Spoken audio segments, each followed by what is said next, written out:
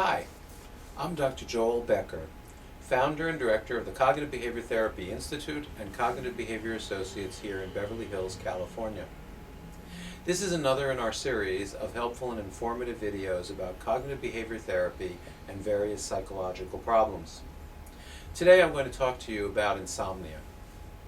Insomnia is a problem that affects anywhere from 20 to 40% of Americans.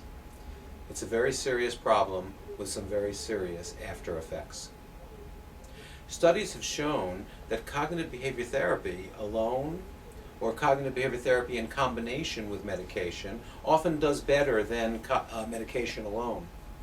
In fact, programs done at Massachusetts General Hospital using cognitive behavior therapy alone in a short-term format resulted in almost 100% of the patients saying that they had improved their sleep, 75% saying that they were now normal sleepers, 70% reducing their dependence on sleep medication, and 40% who stopped taking those medications altogether. So let me tell you a little bit about what you want to look for in a cognitive behavioral program for insomnia. There are frequently three key essential components.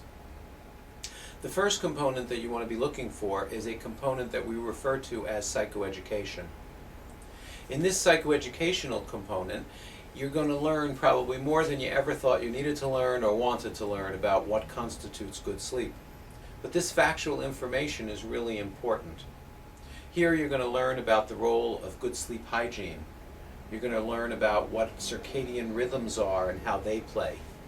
You're going to learn about the effectiveness or lack of effectiveness of stimulants and sleep medications, how food relates to sleep, etc.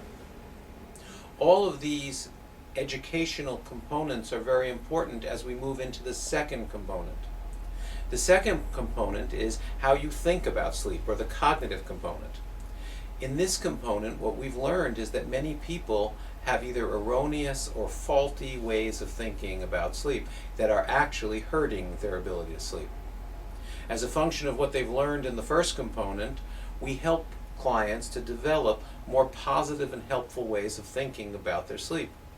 In this way, their ways of thinking are not going to interfere with their sleep, but in fact are going to help them to sleep better. The third component, often seen as the most difficult, but sometimes also seen as the most crucial, is the behavioral component. The behavioral component involves, what do you do when you can't fall asleep?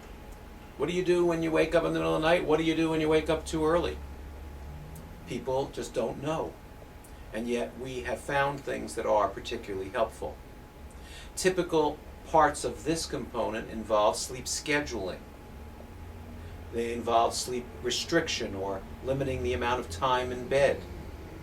They involve exercise and the role of intensive exercise in overcoming a sleep problem. These three simple components are those that were shown in those studies to relate to these very good outcomes. For more information, let me invite you to visit our website at cognitivebehaviораssociates.com. Click under Individual Treatment and then under Insomnia, where you can read more information and be guided to other helpful links about insomnia. Thanks very much.